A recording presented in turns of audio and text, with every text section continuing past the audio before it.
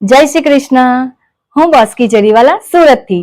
સ્વાગત છે તમારું સ્પાઇસ સિક્રેટ બોસ્કીના કિચનમાં.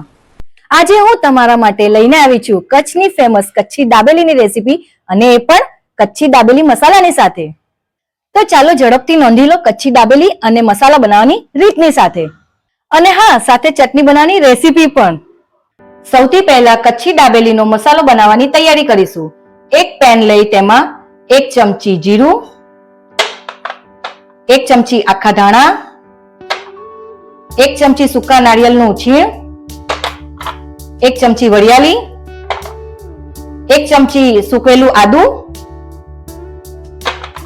આદુનો પાવડર છે આ, અડધી ચમચી મરી, 5 નંગ લવિંગ, નાનો ટુકડો તજ, 4 નંગ લાલ મરચા સૂકા, 1 નંગ તમાલપત્ર, નાનું બાદિયું, નાનો ટુકડો જાયફળ, મીઠું 1 ચમચી, ખાંડ 2 ચમચી, લાલ મરચું 2 ચમચી, 1 ચમચી હળદર, 1 ચમચી કાળું મીઠું અને છેલ્લે 1 ચમચી આમચૂર પાવડર. આ બધા મસાલા મિક્સ કરીને ધીમી આંચે 1 મિનિટ સુધી થવા દેશું, જેથી મસાલા બળી ના જાય. મસાલા શેકાઈને રેડી છે, તો હવે વાટી દેશું. કચ્છી દાબેલીનો મસાલો વાટીને તૈયાર છે, તો વાટકીમાં કાઢી નાખશું. તો હવે તૈયારી કરીશું ખજૂર આમલીની ચટણી બનાવવાની. 1 વાટકી ખજૂર, 1 વાટકી આમલી બંનેના બિયા કાઢી નાખેલા છે, જેને એક વાસણમાં ગરમ પાણી કરી અડધો કલાક માટે પલાળી દેશું.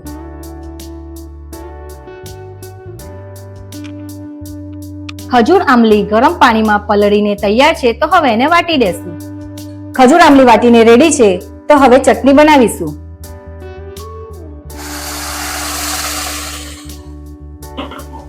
અને હલાવ્યા બાદ 1 ચમચી જીરા પાવડર, 1 ચમચી મીઠું, 1 ચમચી લાલ મરચા પાવડર, 1 ચમચી ચાટ મસાલો બધું મિક્સ કરી થોડુંક પાણી નાખીને હલાવી દેશું અને 1 મિનિટ એને કકળવા દેશું. બધા મસાલા મિક્સ કર્યા બાદ ખજૂર આમલીની ચટણીમાં 1 બાઉલ ગોળ નાખી ફરીથી ઉકળવા દેશું. ચટણી તૈયાર છે. ગોળ પણ પૂરેપૂરો ઓગળી ગયો છે. જુઓ, આ રીતે બનાવવાની છે. તો હવે ચટણીને એક બાઉલમાં કાઢી નાખશું. હવે તૈયારી કરીશું લાલ મરચાની ચટણી બનાવવાની. 15 થી 20 નંગ લાલ સૂકા મરચા એને એક બાઉલમાં ગરમ પાણીમાં પલાળી દેશું. લાલ મરચા પલળીને તૈયાર છે, તો ચટણી બનાવવાની તૈયારી કરીશું. 8 થી 10 નંગ લસણની કળી, 1 ચમચી મીઠું, આ બધું મિક્સ કરીને વાટી દેશું. લાલ મરચાની ચટણી પણ વાટીને તૈયાર છે. જુઓ, તો હવે એને વાટકીમાં કાઢી નાખશું. કચ્છી દાબેલીની મસાલા સિંગ બનાવવાની તૈયારી કરી દેશું. 1 ચમચી તેલ, શેકેલી સિંગ છોડા કાઢીને તૈયાર છે, તે નાખી દેશું. 1 ચમચી ચાટ મસાલો, 1 ચમચી દાબેલીનો મસાલો, 1 ચમચી લાલ મરચા પાવડર, આ બધું મિક્સ કરીને હલાવી દેશું. મસાલા સિંગ બનીને તૈયાર છે, તો એક વાટકીમાં કાઢી નાખશું. હવે ફાઇનલી કચ્છી દાબેલીનો માવો બનાવવાની તૈયારી કરશું. 2 ચમચી તેલ લઈ કચ્છી દાબેલીનો મસાલો અડધી વાટકી તેલમાં નાખી હલાવી દેશું. ત્યારબાદ એમાં થોડું 1 ચમચી લાલ મરચા પાવડર અને 1 ચમચી હળદર બધું મિક્સ કર્યા બાદ પાણી નાખી થોડીક વાર થવા દેશું. આ મસાલામાં 1 ચમચી ખાંડ નાખી દેશું. મસાલો રેડી છે, તો હવે મેં 3 નંગ બાફેલા બટાકા જે મેશ કરેલા છે તે આમાં મિક્સ કરી દેશું. હવે બટાકાને બરાબર મસાલામાં મિક્સ કરી દેશું. દાબેલીનો માવો તૈયાર છે, તો હવે એને પ્લેટમાં કાઢી નાખશું.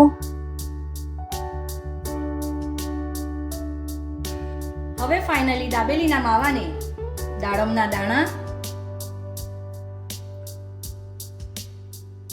મસાલા સિંગ, અને કોથમીર નાખીને ગાર્નિશ કરી દેશું. તો તૈયાર છે દાબેલીનો માવો. હવે તૈયારી કરીશું દાબેલી બનાવવાની. પાવને કટ કરી આ રીતે અંદર ખજૂર આંબલીની ચટણી નાખી, લાલ મરચાની ચટણી નાખી, થોડોક માવો અંદર નાખી, કાંદા, મસાલા સિંગ, ત્યારબાદ ફરીથી માવો લગાવી દાબેલી તૈયાર કરી દેશું. દાબેલી ભરીને તૈયાર છે તો તૈયારી કરીશું શેકવાની. પેનમાં 1 ચમચી બટર લઈ બરાબર મિક્સ કરી દાબેલીને શેકી નાખશું. દાબેલી શેકાઈને રેડી છે તો સેવમાં ડીપ કરીને સર્વ કરી દેશું. તો તૈયાર છે કચ્છની ફેમસ કચ્છી દાબેલી ની સાથે ખજૂર આંબલીની ચટણી. કચ્છની દાબેલી મને તો ખૂબ જ પસંદ છે. તમને ગમી કે નહીં તે કોમેન્ટમાં જરૂરથી જણાવજો. તો આવી અલગ અલગ શહેરોની ફેમસ રેસીપી જોવા, જાણવા અને શીખવા માટે મારી ચેનલ સ્પાઇસ સિક્રેટ બોસ્કીને લાઈક કરો, સબસ્ક્રાઇબ કરો અને બેલ આઇકન બટન દબાવી કોમેન્ટમાં જરૂરથી જણાવજો. જય શ્રી કૃષ્ણ.